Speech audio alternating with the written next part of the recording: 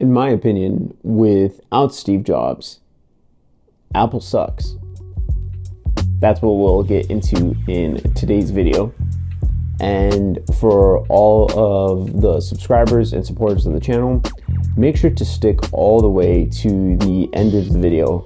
I have a very special surprise for you when you get there. All right, let's get to it.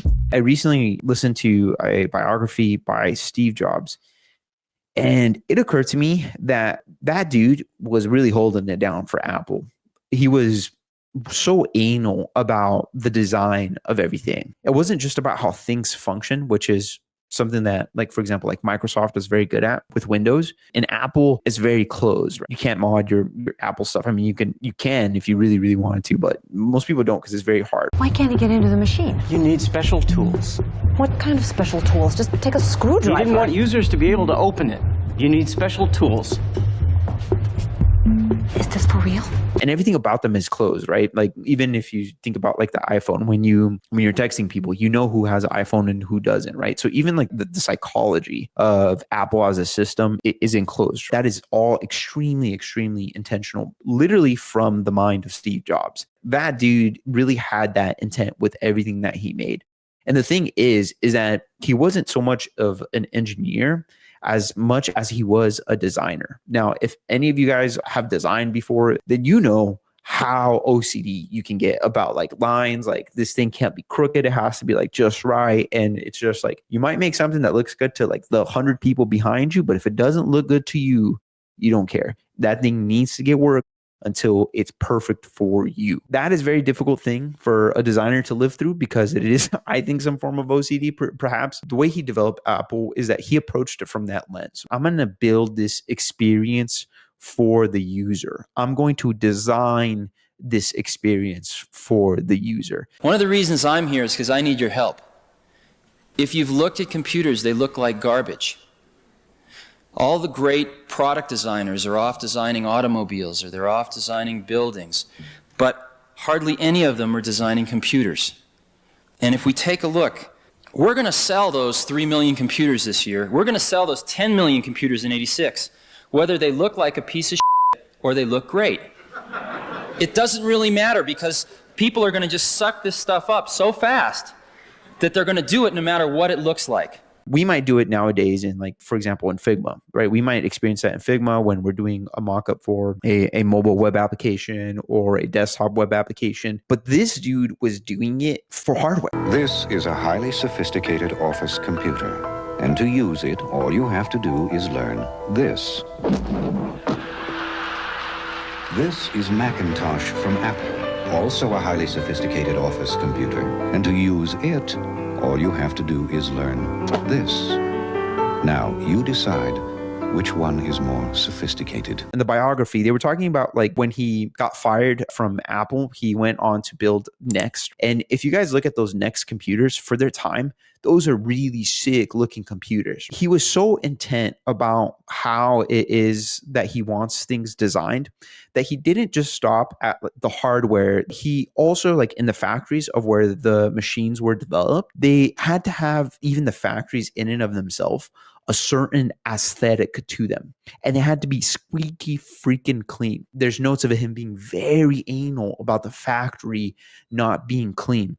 And there was a lot of Japanese cultural principles that he applied to the way that he built things.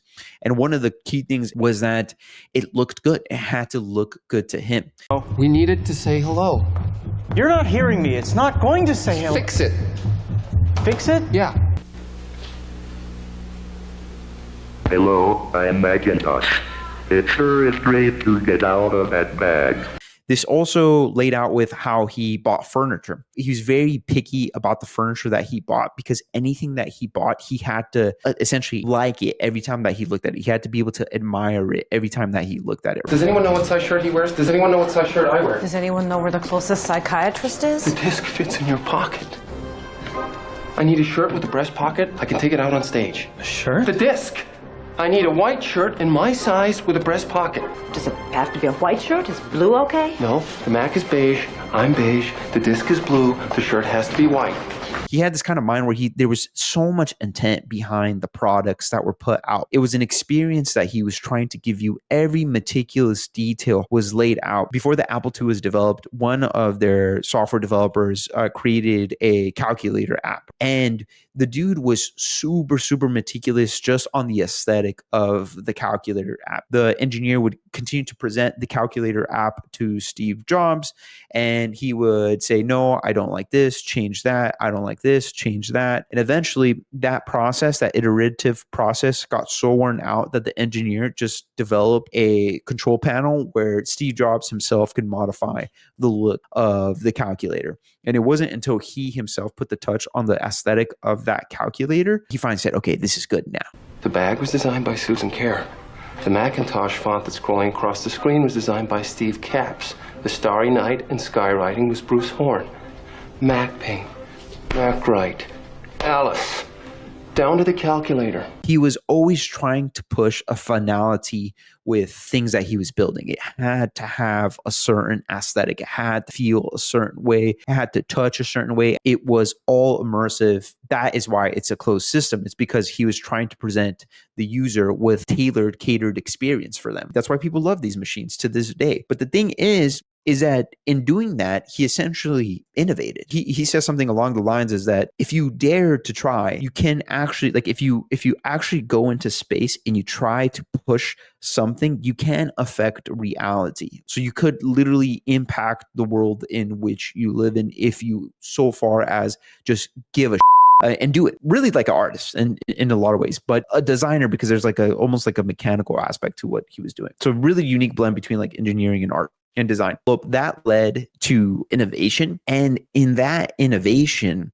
we got some revolutionary products, right? We have the MacBooks that we use today.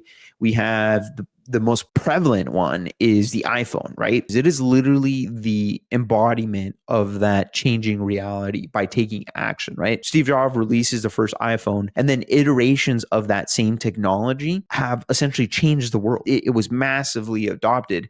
And through that gateway of the phone came everything else that changed reality to the way that it is today, right? Because we think about YouTube, we think about Facebook, we think about Snapchat, and it led to everything. I mean, it led to the results of the election, the changing of the media landscape, the development of social media. It led to how we date, how we exchange money. All of it is powered through the phone. You need it. You depend on it.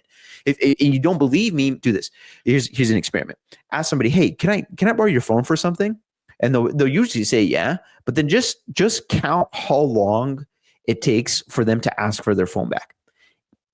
Do it. I recommend you guys do it because you can see the anxiety coming over them from the fact that somebody else is holding on to their beautiful precious. Either way, what I'm saying is that this dude innovated, changed reality, and it was so impactful that it produced a wave across how we behave as humans to this day. And to this day, we're kind of dealing with the aftershock of that. Very, very interesting. This made Apple very, very successful because people love that. People were so attracted to this impactful change, the devices and the aesthetic, the brand. People were driven by that. Now, the argument I'm making here is that after Steve Jobs passed away, Apple has just been riding all of the things that he innovated essentially for the past 13 years. Because if you think about it, from 2011 on, how much has your iPhone really changed? How much has your iPhone really changed? And I would argue that if you do take a moment to think about it, that you realize,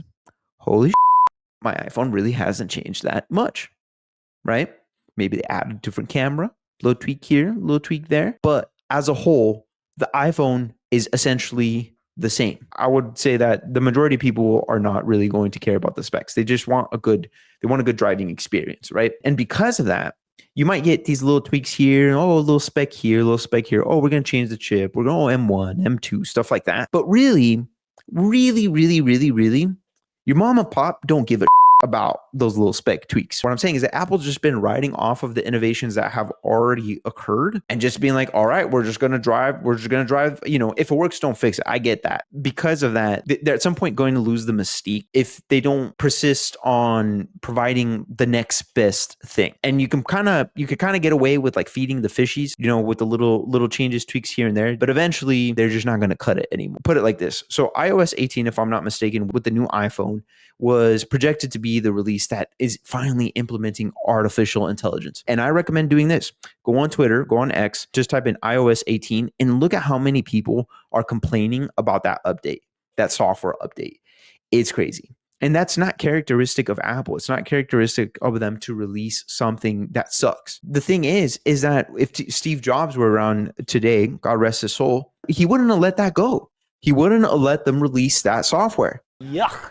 Not until it was up to his specifications, right? And think about the huge misfire with the Apple Vision Pro. Yuck. Because you'd say, well, they haven't innovated in a while, but look at the Apple Vision Pro. The price point was too high. It was so high in a time where nobody has any money that it was just like unaccessible. And let alone the zeitgeist of the culture is just not into VR like that. It's not. Maybe it'll be like VR will be mixed in, or augmented reality will be mixed in with these other technologies. But in and of itself, shout out to Eli, the computer guy. He said this one time, which I thought was very poignant. He goes, it's like, what? Like, why would you pay $3,000 for this? Yuck. This thing is already like super intrusive in your life. Most of us have pretty terrible relationships with our phone. Like, why would we just want to approximate the phone centimeters from our eyeballs? That was a misfire. People don't really gravitate towards that stuff. And knowing Apple, they probably were developing that for years and it flopped. I mean, Steve Jobs has been there before and pushed things through that had flopped. So I think that this is going to be very interesting to see how this plays out for Apple, because it doesn't have the same taste that it used to. If people are going to start losing faith in them being able to really provide the quality of product that they have provided before, the whole thing with iOS 18, I think, was a huge misfire, because it really, to me, showed that they were behind the ball on the whole AI thing. Everybody's searching for the next ChatGPT moment with AI. And it just, regardless of how much it's improved, all these changes, a lot of these companies, including Apple, has not been able to achieve it. So I just think it's been a misstep on their side. It could also be that iOS 18 wasn't natively built to handle AI optimally. That could be another thing. There could be a little bunch of patchwork that's behind that. And that's also why the performance of it sucks, why the user experience of it sucks. I'll tell you what, as a consumer, I have not wanted to update since the 12X. I have the 12X Pro Max, whatever, like the 12 Pro Max. It's the same thing. I look at other people's phones. I'm like, that looks like pretty much like what my phone could do. Just like the square is a little bit different. And you could change like the color on like your widgets. It's like, cool. I think Android had that like 7 years ago. Like there's not like that next big thing. That next big thing hasn't hit. It just hasn't swept the culture the same way. And what I'm saying is that like his intent was to drive that presentation to make a spectacle of the things that they were developing and of the things that they were building. And when that's not there, you just have a company that's riding off of the successes of like last decade. In my opinion, it's going to be very interesting to see, because I think for the first time ever, we're starting to see kind of a wane. Will they be fine in the long run? I think so. I think that the company's just so huge. It's not like it's going to be done, but it might not have that taste no more. So what do you think? I'd love for you to leave your opinion below and let me know. And for all those that made it to this point in the video, I wanted to let you know that I am now officially releasing tech industry analysis merch, and I'm not going to be doing volume. The way that I will be doing the merch is that I will be releasing unique art pieces in the form of apparel, where the graphic on each of the art pieces will only be made a handful of times, or will only be printed a handful of times. So for example, if you have a shirt, I'll design a custom graphic that represents the brand Tech Industry Analysis, and I will only ever release 3 of those shirts. I'll never do the graphic again. I'll never print it again. So if you purchase a shirt, link is in the description box below, you will be one of 3, one of 2, one of 1 perhaps, to earn or to own that specific design. So I figure it's a good way to get my supporters to be able to help out the channel, and it's a gift from me to you as well, so that you can take a little piece of this channel with you wherever you go. and something tells me that you're gonna like the designs. So either way, I have the first product on the store right now. The link is in the description.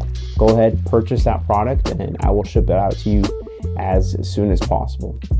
Thanks again for supporting the channel, and if you don't want to spend any money, that's completely fine. If you like the content, please make sure to, at the very least, subscribe to the channel. It would mean the world and some. Thank you, and I'll catch you guys on the next one. Peace.